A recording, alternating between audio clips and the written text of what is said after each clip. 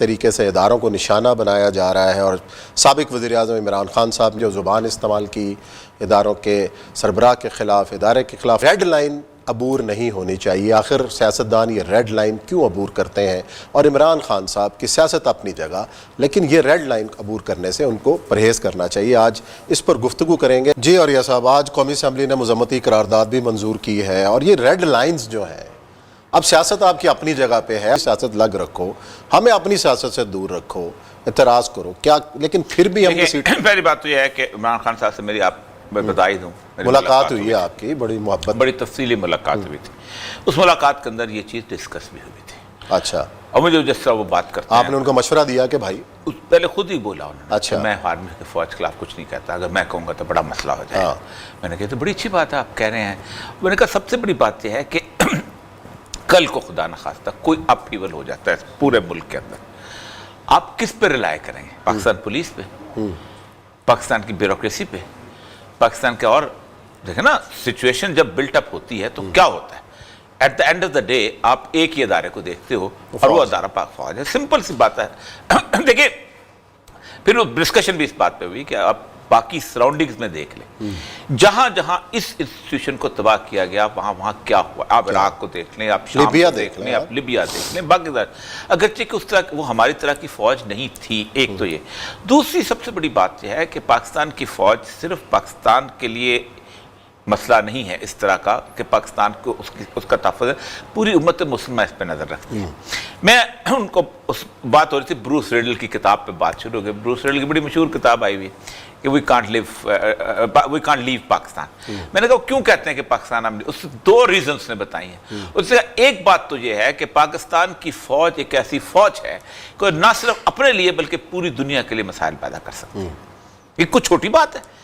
दूसरी समझ बताइए कि पाकिस्तान के पास एक एटम बम है, अगर अमेरिका यहां से निकल गया तो पाकिस्तान का एटम बम जो है वो किसी भी वक्त न्यूक्लियर प्रोलिफिकेशन में आ सकता है। तीसरी चीज है कि पाकिस्तान का ज्योग्राफी, आप कितनी सेंसिटिव जगह पे खड़े हो। यानी एक लफ्ज निकला हुआ किसी भी प्राइम मिनिस्टर का या किसी एक्स प्राइम मिनिस्टर का, कोई भी हो, मैं इस लाइन में सिर्फ कोई भी हो, उसका एक लफ्ज निकला हुआ भी बाकी लोगों के लिए रास्ता देगा। और ये और इससे पहले हम कहते रहे हैं कि जब आप इन ऐसी चीजें करते हैं तो भारत में खुशी मनाई जाती है। अब भारत में वो जो मेजर आ रही है, उसने जो बयान दिया, उसने कहा कि पाकिस्तानी फौज एक गूंद की मानिंद है। और लेकिन इमरान खान साहब जो कर रहे हैं वो तो हमारा काम आसान कर रहे हैं। यही बात है, मसला सारा यही है। इसके अंदर देखें, बात सुने, मसला सारा यह है कि कोई क्लियर सर्टिफिकेट नहीं देता, कोई इंस्टीट्यूशन किसी को क्लियर सर्टिफिकेट, लेकिन उसके बावजूद भी कुछ लाइन ड्रॉ की जाती है कि आप इस लाइन से आगे ना बढ़े। इससे पहले भी लोग, इमरान खान को पहला बंदा नहीं है जिसने ये बातें ना की हों। If I am assassinated, Zulfikar Ali Bhutto की किताब से उठा के लेके अब तक नवाज, जिसने जो किया। लेकिन हम मौजूदा सूरत हाल में बात कर रहे हैं कि इमरान खान जिस पॉपुलैरिटी के लेवल पे खड़े हैं, अगर इमरान खान का जरा सा फिक्रा यूं से यूं हो गया तो आज जो फैसले उन्होंने अपनी वजाहत कर दी है। लेकिन वजाहत क्या की कि मैं तो शहबाज शरीफ को कह रहा था, जो भी है शहबाज शरीफ से सलार थोड़ी, उसकी एक वजह है, आप कह रहे हैं ना, उसकी जो ब्लाइंड फॉलोइंग है वो मान लेगी, मान लेगी, मानती है। अच्छा, वो दिन के दिन है, रात के रात है। ये सूरत हाल बहरहाल एहतियात करनी चाहिए। देखिए बहुत एहतियात करनी चाहिए। हमने भी मशवरा दिया था और वो अच्छा खुद मुझे यूं करके ना बकायदा कि मैं नहीं बात कर, मैं नहीं बात, मैं देखें और ये जी बल्कि कह दी, और जी अगर मैं बात करूंगा तो तूफान आ जाएगा, मसला हो जाएगा, मसला इनके लिए बन जाएगा और पूरे इंस्टीट्यूशन के लिए बन जाएगा। ये बात उनकी एग्जैक्टली यही हुई है। लेकिन मसला उसके बावजूद भी मैं समझता हूं कि इस सारे मामले के अंदर जो हमने पहले मशवरा दिया था, जो हमने आज मशवरा दिया, जो हम आइंदा भी देंगे, कि हम अगर मौजूद हैं डिफेंड करने के लिए तो फिर ISPR को चुप रहना चाहिए।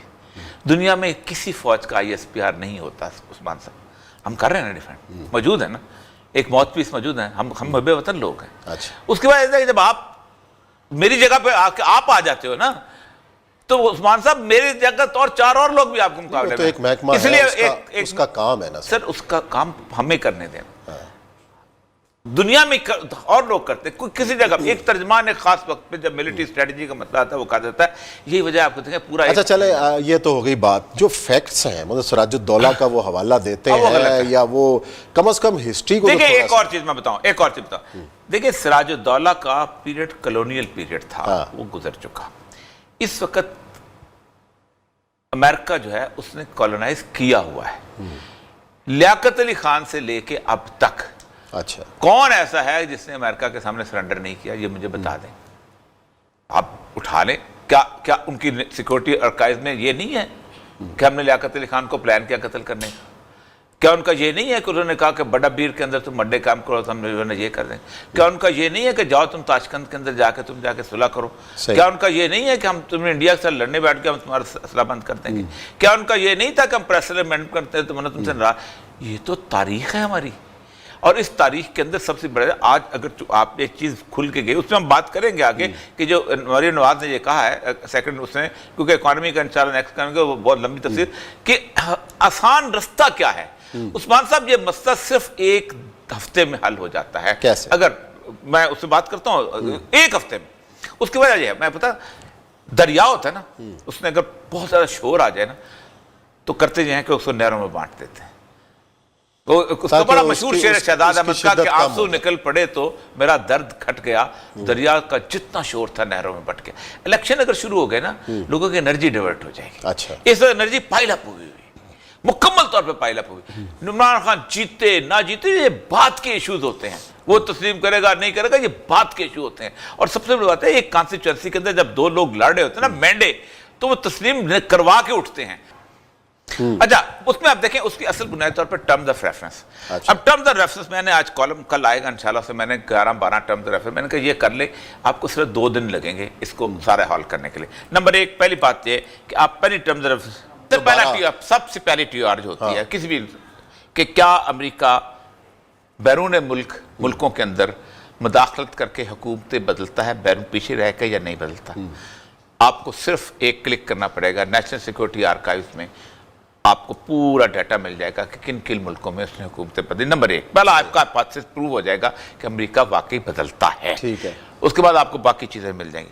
सेकंड आपका उसके बाद आप आएंगे कि क्या उसके अंदर जब अमेरिका बदला, क्या पाकिस्तान में कभी गुज़श्ता तारीख के अंदर अमेरिका ने कभी पाकिस्तान को इन्फ्लुएंस किया हुकूमतें बदलने में, या उसमें आपको लियाकत अली खान का भी मामला मिल जाएगा, आपको जलाल ज़िया का भी मामला, अब तो ओपन हो गए। बल्कि आपको बिल क्लिंटन की वो पूरी की पूरी अपना किताब के मज़े मिल जाएगा, वो तकरीर मिल जाएगी जिसमें नवाज शरीफ को उन्होंने जद्दा लेके गए थे। आपको ये सारा सिनेरियो मिल जाएगा, आपको 77 में रियाज खतीब का रोल मिल जाएगा।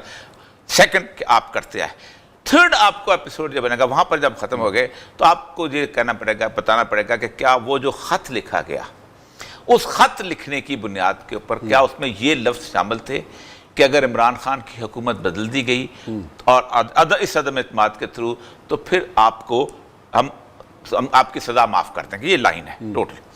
इस पे अगर जवाब ना में आता है तो आपकी इंक्वायरी क्लोज हो जाती है, लेकिन अगर आप जवाब हाँ में आता है तो फिर आपकी इन्वेस्टिगेशन होती है कि क्या उस दौरान अमेरिका बाकी जगह पे क्या करता रहा। अमेरिका बाकी जगह में 4 मुल्कों की आप स्टडी ले लेंगे। यूक्रेन में उनकी एक्स्ट्रा ऑर्डिनरी डिप्लोमेटिक एक्टिविटी शुरू होती है, आप देखेंगे किन किन लोगों को मिले, कैसे कैसे लोगों में मिले, जैसे वो अंगोला में मिलते रहे, जैसे वो बाकी जगहों में मिलते रहे, आप उसको मैच करेंगे।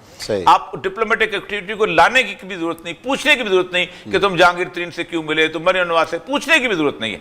आप जब वो कॉलोनी पे लेके आएंगे तो फिर आप वहां से आप उनको निकालेंगे कि आप देखो अब क्या सूरत हाल है, और आपके उसके बाद हुआ। फिर उसके बाद अब आपका आएगा कि क्या उसके नतीजे में अदम एतमाद पास हुई। अब अगर पास हो गई तो आखिरी जो आपका सवाल आएगा, क्या इसके नतीजे में वो पाबंदियां, वो सजा माफ हुई या ईज हुई कि नहीं। फिर वहां पर आ जाएगा आपको कि 6 अरब। ये भी तो तय करना पड़ेगा ना कि ऐसा क्या कसूर हो रहा था जिसकी सजा दी गई।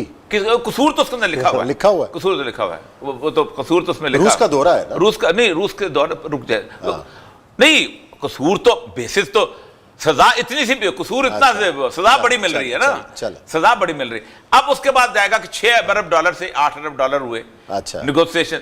फिर आपको और तो ये तो सिर्फ 3 दिन के अंदर साबित, मैं एक बात साबित हो जाएगा। 3 दिन में आप बता देंगे हाँ या ना में निकल आएगा ना। चलो ब्रेक लेते हैं, बड़ा बाकी 2 आवर्स बाद में बताइएगा। ब्रेक के बाद फिर तफसील से फिर इकोनॉमी का भी इसमें जिक्र करना है कि उसके अंदर चैलेंजेस क्या है शहबाज शरीफ साहब के लिए। या ब्रेक लेते हैं, ब्रेक के बाद आएंगे तो प्रोग्राम का सिलसिला जारी रखें।